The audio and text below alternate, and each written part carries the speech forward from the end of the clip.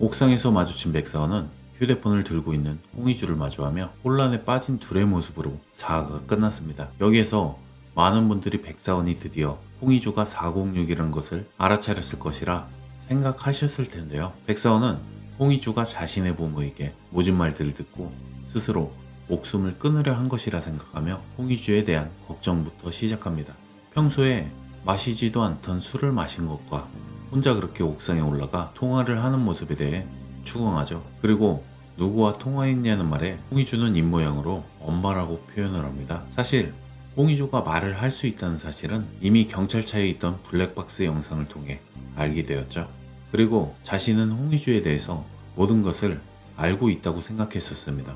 하지만 여전히 홍희주에 대해 모르는 것이 있다는 사실에 어이없어 하는데요. 자신의 눈앞에 엄마와 통화를 하고 있었다고 입모양으로 말하는 희주를 보니 여전히 자신의 눈앞에선 말을 하려는 것처럼 보이지 않았죠. 그리고 엄마의 목소리만 듣고 있었다며 거짓말을 하는 홍희주를 보고 일단은 지금의 상황을 넘어가 줍니다. 결국 홍희주는 자신의 엄마를 팔아 지금의 상황에서 벗어나게 되는데요. 백사원은 무사한 홍희주를 보고 다행이라고 생각할 뿐이었죠. 하지만 이 통화로 인해 많은 것이 밝혀집니다. 바로 백사원이 대화를 계속 이어가도록 유도하면서 통화 시간을 10분 이상으로 만들게 된 것이었죠. 백사원은 행정관실의 박도재에게 전화를 받습니다. 바로 범인은 백사원과 아주 가까운 곳에 있다는 이야기를 전해 듣게 되는데요. 청운일보 70주년 축하연회 장소에 있었다는 사실을 말이죠. 그 말을 들은 백사원은 그 장소에 온 사람들을 전부 조사를 합니다. 남자이며 범인으로 추측되는 사람들을 말이죠.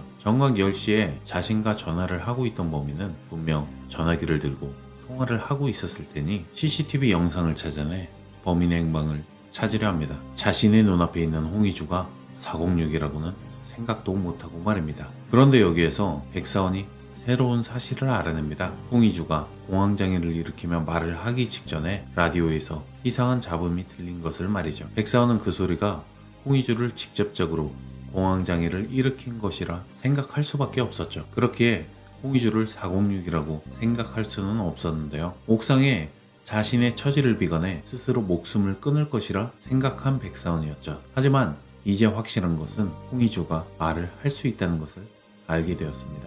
20년 동안 곁에 있었지만 단 한 번도 말을 한 것을 본 적이 없었기에 말이죠. 과거에 처음 만났던 장면이 나오는데 백사원은 회를 보며 먹지도 못하고 쳐다만 보았죠. 그리고 의미심장한 백사원 어머니의 대사도 나왔습니다. 내 아들은 생선을 좋아한단다 라고 말이죠. 그리고 초대받은 사람이라 말하는 장면과 함께 다시 보면 그날의 아들의 대역이 되기로 한 당일임을 알 수가 있습니다. 결국 지금의 백사원은 진짜 백사원이 아닌 대역인 셈이죠. 그리고 다시 한번 생선에 관해 언급이 된 것과 생선을 먹지 못하는 백사원을 보았을 때 생선이라는 키워드는 매우 중요한 단어임이 분명합니다. 또한 이때 어린 홍희주와 처음 만났었는데요. 그때부터 자신의 삶과 비슷한 처지에 있는 홍희주를 특별하게 생각했었습니다. 자신을 철저하게 버리고 백사원의 인생을 살아가는 본인과 어머니의 말에 휘둘려 자신이 원하는 대로 아무것도 하지 못하는 홍희주의 인생이 매우 흡사해 보였기에 말이죠. 그런데 지금까지 말을 못하는 사람이라 생각했던 홍희주가 사실은 말을 할 수 있다는 것에 매우 놀라기도 했지만 지금까지 말을 할 수 있음에도 불구하고 벙어리 취급하는 자신의 부모님의 언행에 큰 상처를 입었을 것이라 생각하는 백사원이었죠. 하지만 백사원은 말을 안 하는 것이란 사실을 알게 된 후 말을 할 수 있는 상황을 유도합니다. 일부러 숨이 차게 만들어 말을 할 수밖에 없는 상황으로 말이죠. 백사원은 홍희주가 말을 할 수 있는 상황이 뭐가 있을지 고민하다가 최종적으로 등산을 선택합니다. 새로운 통역사와 다른 직원들과 함께 등산을 가는 계획을 세웠는데요. 일부러 가파른 경사면으로 만들어진 계단과 오르막길이 까마득한 산에 도착합니다. 숨이 차도록 지친다면 힘들다는 소리라도 한번 무의식적으로 할 만한데 오히려 백사원의 뒤를 곧바로 쫓아가는 희주였죠. 희주는 힘들었지만 그의 뒤를 쫓는 상황에 만족감을 느끼며 오히려 등산을 좋아하게 되었습니다. 백사원은 그런 그녀를 바라보며 매도 먼저 맞는 게 좋다 말했는데요. 소리를 내며 펑펑 울 때 이미 알아봤다며 이제 소리를 내도 좋으니 먼저 말을 하라고 말이죠. 등산에 재능이 있는 홍희주는 묵묵히 선두에 서서 정상에 도착합니다. 그런데 정상에서 기념사진을 찍다가 그만 끔찍한 상황을 겪게 되어버렸죠. 발이 미끄러져 홍희주가 산에서 떨어진 것입니다. 누구도 예상하지 못했던 상황이었는데 홍의주는 눈에 띄기 싫어 뒤에 숨자고 생각하며 자리를 이동하다가 발이 미끄러져 넘어진 것이죠. 바로 앞에서 사라진 아내를 찾기 위해 헬기까지 동원해서 미친 듯이 아내를 찾는 백사원. 백사원은 한 번도 느껴보지 못한 무력감을 여기서 경험을 하게 되는데요. 그럼에도 불구하고 밤 10시의 시간은 다시 찾아오게 되었습니다. 백사원은 오히려 406이 이 상황을 알고 있진 않을까 기대도 하고 있었는데요. 한편 희주는 산에서 떨어질 때 본능적으로 팔을 허우적거리며 필사적으로 물체를 잡으려 안간힘을 쓰고 있었죠. 하지만 다행히도 나뭇가지들이 쿠션의 역할을 해주어 목숨에는 지장이 없었습니다. 여기저기 묻고 피가 흘렀지만 사람들이 자신을 찾는 소리에 답을 하지 못했죠. 자신의 휴대폰으로 위치를 알리려고 가방에서 찾아 꺼내보았지만 이미 휴대폰은 배터리가 방전되어 꺼진 상황이었습니다.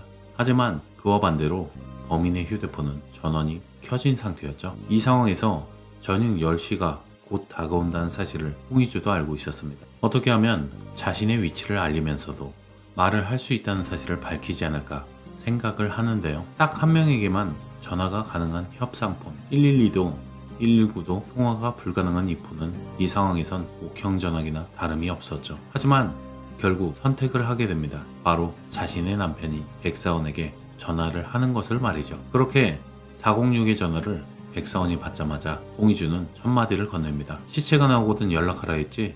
라고 말이죠. 그러니 당신이 데려가 라며 다시 한번 백사원을 기선제압한 홍의주는 자신의 정체가 들킨 줄도 모르고 406의 연기를 하는데요. 이미 여성의 목소리인 것을 행정관실 박도재를 통해 전부 다 알고 있던 백사원이었습니다. 그리고 406의 목소리와 블랙박스 영상에 있던 목소리를 대조해 봤을 때 70% 이상이 동일한 목소리라는 사실이 밝혀진 상황이었습니다. 하지만 그럼에도 불구하고 백사원은 홍의주가 연기하는 상황을 받아주며 위치를 지속적으로 알려달라 말하죠. 홍의주는 추운 환경과 피를 흘린 것과 동시에 높은 피로감에 점점 정신을 놓으며 말을 이어가지 못하는데요. 그 상황을 눈치챈 백사원은 제발 부탁이니 내가 도착할 때까지 전화를 끊지 말라 말하며 자신이 도착할 때까지 통화를 이어가려고 하죠. 그리고 가방 지퍼주머니에 구키트를 넣어놨다 말하며 구명탄이 있다는 사실과 함께 사용 방법까지 알려주는데요. 그 말에 홍의주가 구명탄을 곧바로 사용했습니다. 그리고